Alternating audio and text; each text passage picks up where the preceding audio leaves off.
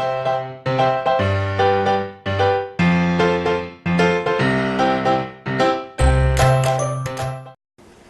guys, welcome back to my YouTube channel. Today I'm going to make a very short video. I actually have a video that I was going to upload, but then I kind of put a hold on it because this thing, I think I should just, give my take on it. It's been bothering me. When it just came out, I was like preparing to broadcast, to say something, and my supporter was with me at the time, and she was like, don't even go there. I know what you're going to do.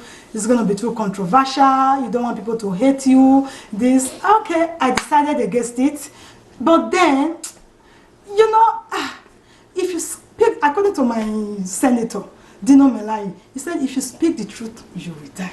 If you don't speak the truth, you will die. So say it. So it's just so disgusting how people cannot even, like, think out of the box. Like, everybody just buying into an idea.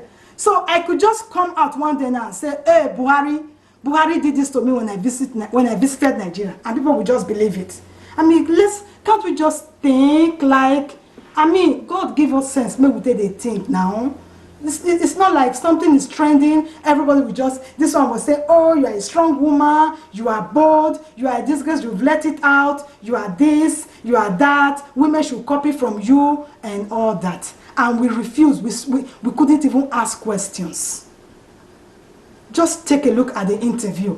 I'm not going to play the interview here because it's such a long interview, and I want to make this video very short, so I won't be able to play the video. But just follow the link below, okay? Just in case you are curious, you want to listen to it, follow the link below and watch it yourself. But in this video, I'm just going to recap a little bit of the interview that is already on the net, and then I'll give my thoughts and take on it. So the interviewer did a very good job, okay? Kudos to the interviewer, because I personally believe that interviewer did not buy her story. That's why he was asking the question. You see the way he was asking the question? He's so skilled. I love him for that. And Bukola, I'm just going to give highlights. I'm not going to be able to go words from words because it was too long, disgusting, and so boring. Like, I was just like, this is just nonsense. Okay, she started by saying that she was 16 years old when she first met Pastor Biodu Fatoyinbo. She was in school at the time. Her mother lived in Ilorin, in a big duplex, she said, with her siblings. She was a single mother. So, her mother was a single mother, I mean to say, and all the siblings, they were living with her in the duplex in Ilorin. And then she was in school in another city. So during holidays, she will come and visit. Her sisters were members of this club. At the time, this Commonwealth of Zion Assembly was just like a club where they, like youths, they go and socialize once a week. And I think I can actually resonate with that, because growing up, there was this little club, they call it Life Oasis then. And my first cousins, they will go, I will go with them, they will socialize, and then they will preach. Oh, they will be speaking in tongues. I'll be looking at them and say, this one is still church. Yeah, Uncle Sheson, Uncle this, Uncle that. So they actually go there once a week. So I think I can actually resonate with how she described the club. So they were going there just once a week. The sisters were members of the club. And then in one of the visits during her holidays, the sisters invited her to go with them, and she actually went with them. And according to her, and if you listen to the interview very well, at school, she was already like a president, or, VP of the student union at the school. So the Christian faith was nothing new to her anymore. Because God said he has given us the spirit of boldness, not of fear. So she was already in the Christian faith. So I see her to be very bold. She should be very bold with the word of God. And she even said it in the interview that she is a bold girl. Let's see how bold she is. Anyways, so they invited her, and although she said she was reluctant going to the so-called club, but by the time she got there, she kind of, felt comfortable. She actually gave a testimony at the end of the gathering, and said, oh, she actually thought she was going to see something very bad, promiscuous and all that, and that she actually liked it. And then she said at the end of the gathering, the pastor called her out, singled her out, and you know, wanted to know a little bit about her, and then invited her to sing a song before she go back to school. I was like, just like that, just singled her out and invited her to sing a song. In my mind, I'm like, I would like that. If I go somewhere, they will say, oh, that's the actress, Bimbo Thomas. So can you please come and feature in one of our blockbuster movie? That would be a great thing. That must be very, I mean, she must be very good to just stand out like that. And just with one visit, the pastor would just invite her, come and sing a song for the church. Anyways, according to her, immediately she was invited to the pastor's house. They were playing just like that. She told us the things we want to hear. No relationship, no communication, no like disclosure of, you know, personal self. Just invited her, you know, come to my house, and she went to his house. She was playing piano and she was singing. And then she also told us that at the time, Pastor Biodun was engaged, not married, engaged. And I can imagine what she was thinking. You know, women are very confident. They feel they have everything to entice any man they want. So she would be like, so there are some women who think if there's to be a wedding tomorrow and the guy meet with them today, that wedding will be postponed. I've actually heard somebody say that. If a man is to wed tomorrow, he see me, we start a relationship, that wedding, they'll put full stop on it. So I'm probably thinking what she was thinking in her mind was that after all, they are not married, they are only engaged. And she is a virgin, and she knows she will be his favorite. If you ask me, did Bukola fell in love with this guy, love at first sight, I will say yes. And I will tell you why. We will get there soon. So anyway, they rehearsed, they practiced, they did everything and all that. They sang the song. Oh, you're such a good singer.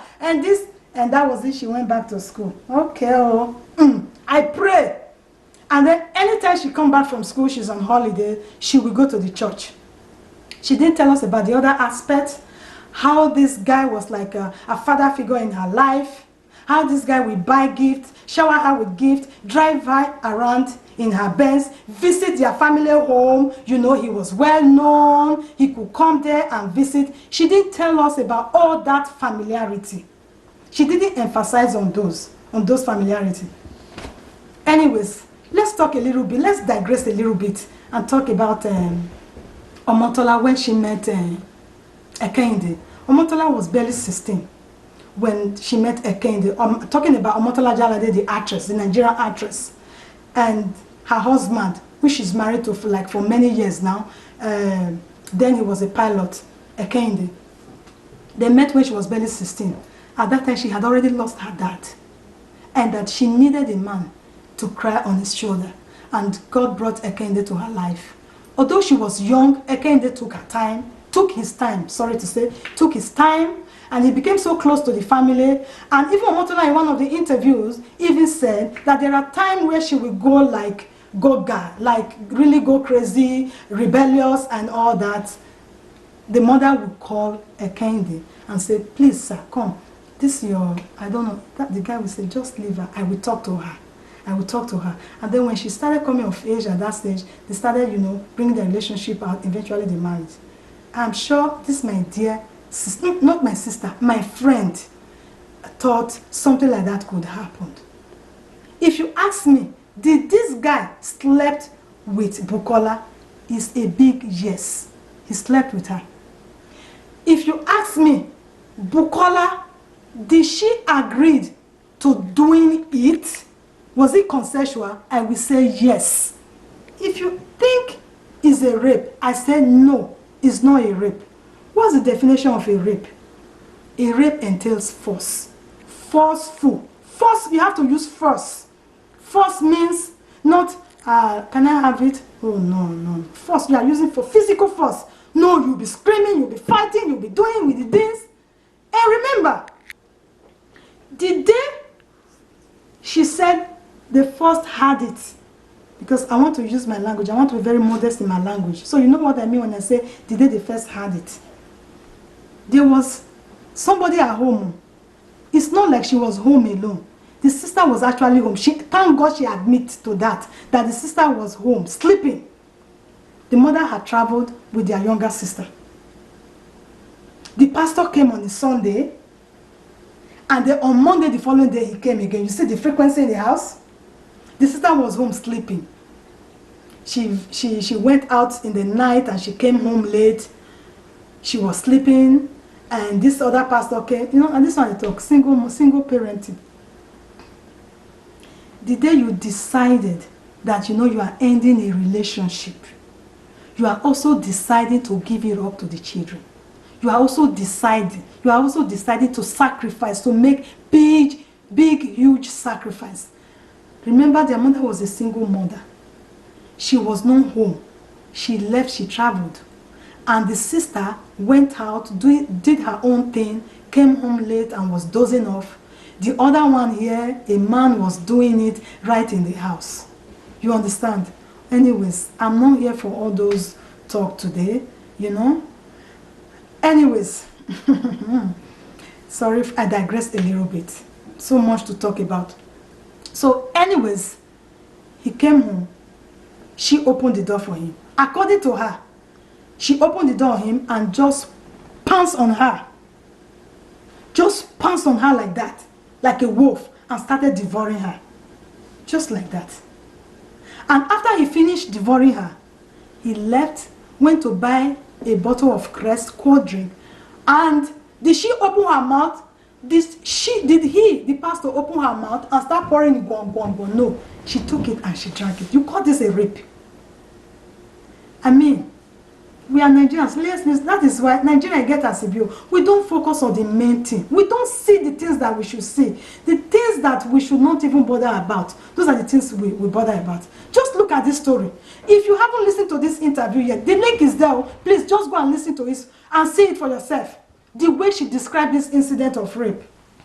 Somebody you have only seen once, according to you, and then you went to sing together twice. That is 2 times. Finish. You never met again. Nothing. And then the 3rd time, he came to your house and he just opened the door and he didn't ask who is home. How did he know that there was nobody at home?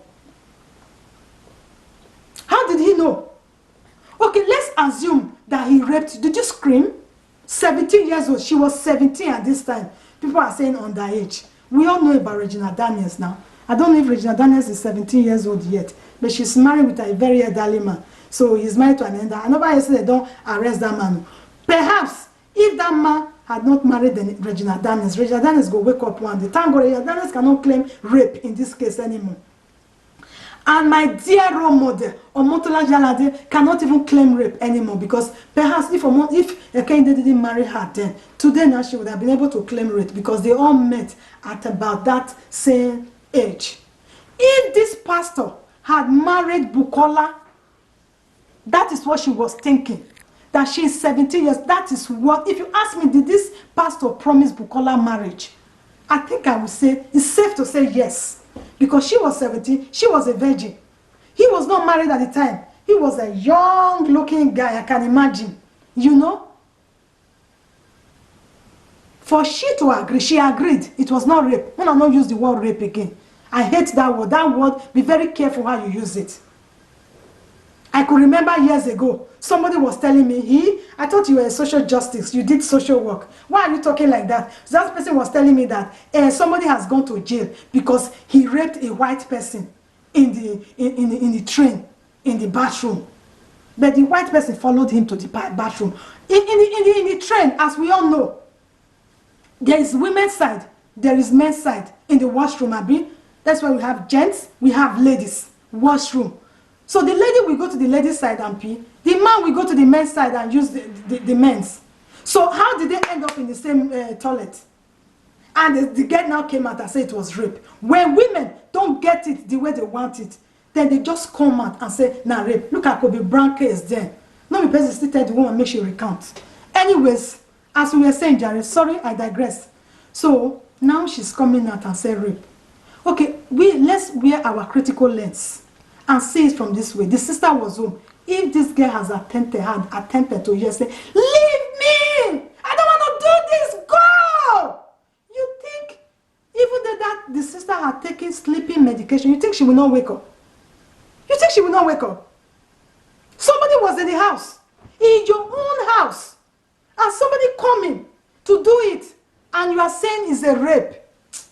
Bukola, I wish you were close. I would just give you a slap. Stop disgracing women. Mama Buro.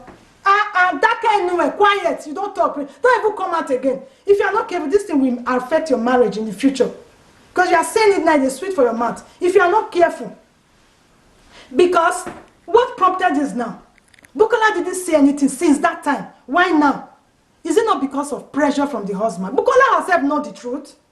Her family members know the truth. Let Bukola's mother come out and say the truth and say what she knows about all these things. Now the guy has resigned because he's confused. Because this is something that was like a mutual agreement. There was an agreement. They all knew. Perhaps he promised this young lady marriage then. That yes, you are a virgin. The flower will marry you, don't worry. And then it didn't happen. And then she's still living with that pain that somebody that is virgin her didn't marry her. Yes, if Bukola is coming out now to say, this man promised to marry her, but he didn't marry her, he defrauded her, then that is a good case. Not a case of rape. And the justice system is just going to open their doors to be hearing cases like this. When they are real criminals, when they are really deadly cases in the country that should be exposed. Now this one, women, even Juliet Ibrahim is even in fight with one of the church members of Senior Pastor Biodun. They are in a fight. Now this one I want to, one of the rape men with an dressing with a promiscuous lifestyle. Is that not rape? Breaking homes and marriages. Raping homes. Do you know you can rape a home? You can rape a home. People are raping homes. You are come back on the talk. Please, I'm not here to play the devil's advocate. Let's just say these things the way it is. I'm sorry, I'm becoming too. I'm not trying to take this person. I don't know Bukola, and I don't wish to know you. Do you hear me? Because you should be ashamed. And I don't know Pastor Biodun either. But he has to resign. If not some shameless pastors, they're not sent though. They will just be doing their own thing. But because this thing touched him as well, he saw this as a betrayer. That's why he resigned. That's why he stepped down. He stepped down. He's coming back. He stepped down. Nobody said anything. And they said, she said something like, she even told her husband when they got married about the incident. Now so, how you tell her? You know women, they can shakara sometimes and try to show off. Oh, it's probably last year.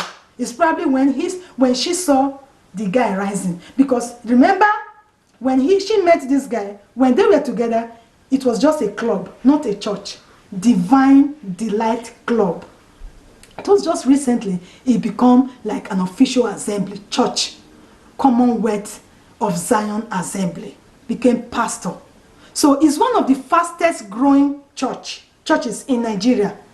Has its headquarters in Abuja, has a branch in Lagos. He's growing. Now that he's growing, perhaps she wants to show off to the husband that I don't even know why people are idolizing that man self.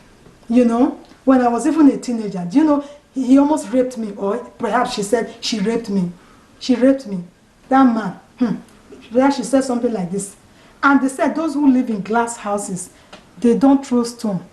The best thing her husband could do was to start, you know, throwing stones at the pastor, trying to spite him. It's typical when a guy loves us and they know of somebody we have dated either in the past or somebody that did wrong to us in the past, especially somebody like Pastor Abiodun, who is now in the limelight. We want to spite them one way or the other. So that was what I believe Timmy Dakolo, the singer, tried to do. And then one of the members, people who really knew about the matter, said, you know what, hold it, or we know the secret, that your wife is a cheerful giver. In fact, you have to go and do the DNA of those children. She's not a saint as you are. You understand? As you think. She's not a saint. So that is sort of got to Timmy.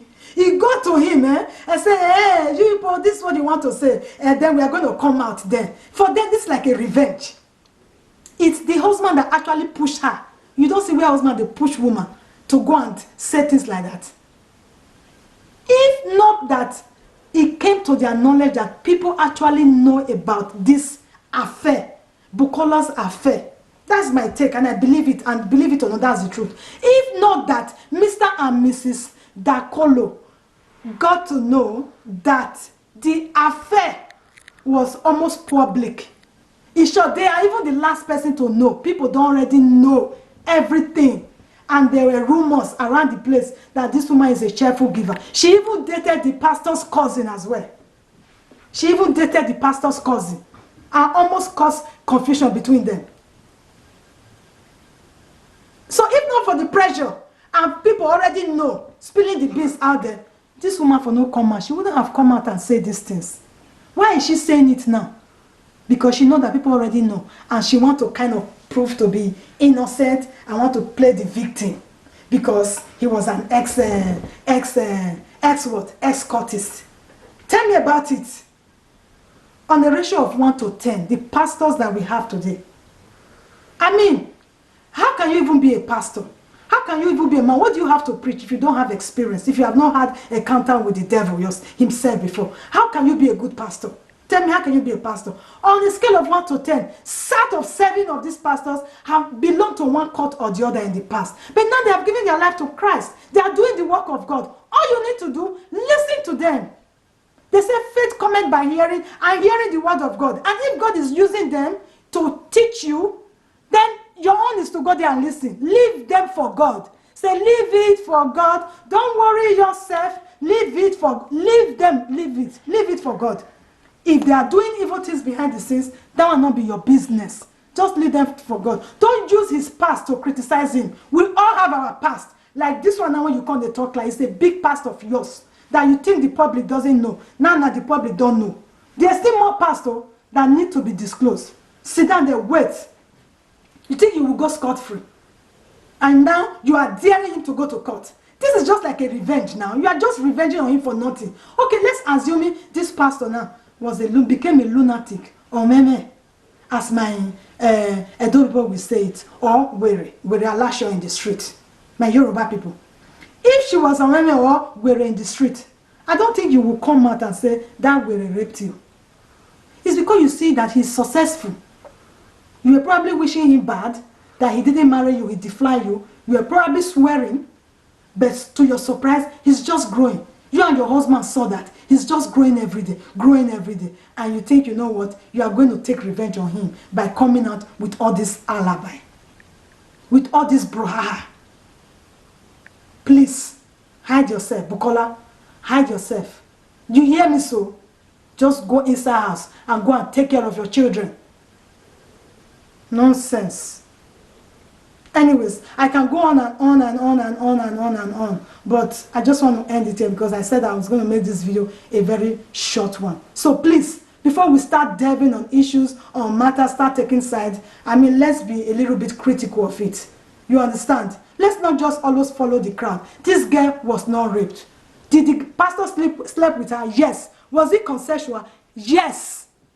Did he promise her marriage before the flanner? It's possible. She was not raped.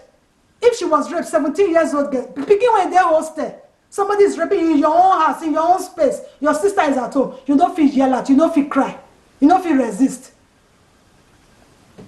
And you mothers, you be very careful. As not that they eat dairy for picking head, even when picking still small. The mother don't eat dairy, don't chop money. They've enjoyed it. Man have flattered them with gifts and everything. So they saw their birthright. They couldn't say anything. None of them said anything. Till date. They haven't even said anything yet until they're still coming out. And I hope by the time you come out, you will be coming out to say the truth. So guys, I'm just going to end this video here. I hope you like it. Please give it a thumbs up, and subscribe if you haven't done so by clicking on the red button below, and then smash on the bell icon. That way you get notifications once I upload new videos. For those of you who find this offensive, who think she's always talking against women, I'm sorry. Like I said, if you speak the truth, you will die. If you don't speak the truth, you will die. Don't take it personal. I'm just a learner. I'm not here for saga. And remember, there's always a sense to make out of every nonsense. Thanks for watching. Until I come your way, stay blessed.